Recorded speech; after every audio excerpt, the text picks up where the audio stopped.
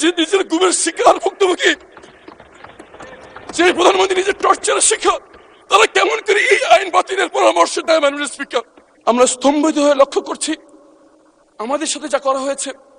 এই জুলুম যেন এই বাংলার মাটিতে আর কোনোদিন না হয় সেই নিশ্চিত করার জন্য যে দুটি আইন করা হয়েছিল, গুম প্রতিকার এবং প্রতিরোধ আইন এবং মানবাধিকার কমিশন আইন, বিশেষ কমিটি এই আইনগুলো বাতিলের সুপারিশ করেছে। মাননীয় স্পিকার, ব্যারিস্টার আরমান আমার ভাই, আমার স্বজন, আমার সহকর্মী।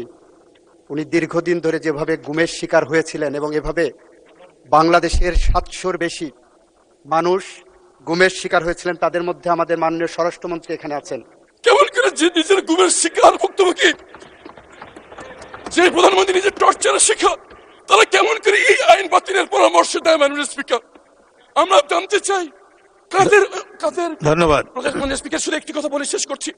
আমাদের ভুক্তভোগীদের পক্ষ থেকে আমাদের আবেদন, যদি সরকার কোনো পরিশোধিত করতে চায় এই আইনটিকে আগে অনুমোদন দিয়ে আইনের রূপান্তরিত করুক, পরে সংশোধনী বিল এনে তাকে সংশোধিত করা হোক।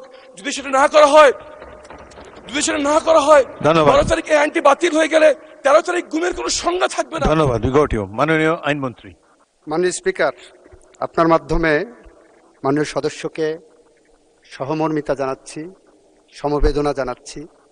যারা গুম হয়েছেন তারা কেউ আমার স্বজন, আমার ভাই, আমার বোন, আমার আত্মীয়, আমার প্রতিবেশী, আমার বাংলাদেশের মানুষ, আমার জিয়া পরিবারের সদস্য সহ বাংলাদেশের মানুষের তারা হৃদয়ের প্রতিবেশী। মাননীয় স্পিকার, ওনারা যেটা নিয়ে হইচই করছেন, ওনারা সেটা আইনটা ভালো করে মনে হয় দেখেননি। মানবাধিকার কমিশন আইন এবং গুম প্রতিরোধ আইন যেভাবে করা হয়েছে অর্ডিন্যান্সে, সেটা করলে গুমের শিকার সদস্যদের প্রতি অবিচার করা হবে। কারণ আমরা একই সাথে আইসিটি অ্যাক্ট 1973 সালে ক্রাইম এগেনস্ট হিউম্যানিটির মধ্যে গুমের সংজ্ঞা অন্তর্ভুক্ত করেছি। সেখানে বিচার হবে, তদন্ত হবে। একই সাথে এদিকে এটা করেছি, আবার গুম আইনে আমরা এটাকে ভিন্ন একটা তদন্তের কথা বলছি। ওখানে সর্বোচ্চ শাস্তি মৃত্যুদণ্ড কিংবা গুমের যারা অপরাধী সর্বোচ্চ শাস্তি মৃত্যুদণ্ড কিংবা যাবজ্জীবন কারাদণ্ড। গুমের যে আইনটার কথা বলা হয়েছে অর্ডিন্যান্সে, সেখানে 10 বছর পর্যন্ত সাজা দেওয়ার সুযোগ রাখা হয়েছে। মাননীয় স্পিকার, মানবাধিকার কমিশন আইন যেটা করা হয়েছে, ওই আইনটা আমি যখন সময় আসবে আমি দেখাবো। এই আইনটা যদি রাখা হয় এইভাবে, তাহলে বাংলাদেশের মানবাধিকার লঙ্ঘনের শিকার মানুষজন অতিরিক্ত হয়রানি এবং মানবাধিকার লঙ্ঘনের শিকার হবেন। এই আইনের তদন্তের নামে যে টাইম ফ্রেমটা দেওয়া হয়েছে, যে কারণে আমরা বলেছি, আমরা বিশেষ কমিটিতে আলোচনা করেছি, উনি হয়তো ছিলেন না, প্রপারলি অ্যাপ্রেজড উইথ দ্য ফ্যাক্ট না। আমরা বলছি এই দুইটা আইনই আরও বেশি যুগোপযোগী, আরও বেশি জনকল্যাণমুখী, আরও বেশি ন্যায় বিচার নিশ্চিত করার জন্য আমরা এই সেশনের মাঝামাঝি বা পরবর্তীতে অংশীজনদের সাথে আলাপ আলোচনা করে পরবর্তীতে সুনির্দিষ্টভাবে বিল আনবো, যাতে করে অপরাধীরা কোনোভাবেই ছাড়া না পায়।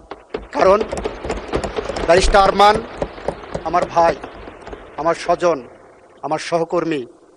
উনি দীর্ঘদিন ধরে যেভাবে গুমের শিকার হয়েছিলেন এবং এভাবে বাংলাদেশের 700-র বেশি মানুষ গুমের শিকার হয়েছিলেন, তাদের মধ্যে আমাদের মাননীয় স্বরাষ্ট্রমন্ত্রী এখানে আছেন। স্বরাষ্ট্রমন্ত্রী যেভাবে গুমের শিকার হয়েছিলেন, মৃত্যুর প্রহর গুনেছিলেন প্রতিদিন, তাকে যেভাবে পার্শ্ববর্তী রাষ্ট্রে ডাম্পিং করা হয়েছিল, যেভাবে উনি বিচারের মুখোমুখি হয়েছিলেন, যেভাবে উনি বাংলাদেশে ফেরত এসেছেন, এটা মনে করার কোনো কারণ নাই। গুমের সাথে জড়িত যারা অপরাধী ছিলেন, তারা কেউ আইনের ফাঁক দিয়ে বের হতে পারবে। সে কারণেই আমরা বলেছি, গুমের আইনে যে সাজা প্রেসক্রাইব করছেন, গুমের আইনে যে তদন্তের পদ্ধতির কথা বলেছেন, আর আইসিটি অ্যাক্টে যে গুমের ক্রাইম এগেনস্ট হিউম্যানিটির কথা বলেছেন, দুইটার মধ্যে যাতে সাংঘর্ষিক কোনো অবস্থা বিরাজমান না থাকে, সে কারণে এই আইনগুলো আমাদের যাচাই বাছাই করা দরকার। গুম আইনে আবার মানবাধিকার কমিশন আইনের তদন্ত সংস্থাকে রেফার করা হয়েছে। এই সবগুলো আমাদের যাচাই বাছাই করতে হবে এবং আমি আশা করব যাচাই বাছাইয়ের যে প্রক্রিয়া হবে, সেই প্রক্রিয়ায় ব্যারিস্টার আরমান সহ এই সেক্টরে যারা ভুক্তভোগী হয়েছেন তারা সদস্য হিসেবে থাকবেন এবং তাদের মতামত দেবেন। আপনাকে ধন্যবাদ মাননীয় স্পিকার। আমরা আশা করব সরকার এবং সরকার দলীয় সদস্যবৃন্দ, বিরোধী দলীয় সদস্যবৃন্দ মিলে এমন একটি কঠিন আইন করবেন, যাতে করে ভবিষ্যতে কোনো নাগরিককে গুমের শিকার হতে না হয়। আপনারা ধৈর্য ধরে অপেক্ষা করেন, নিশ্চয়ই এ ধরনের আইন এই সংসদ প্রণয়ন করবে। ধন্যবাদ।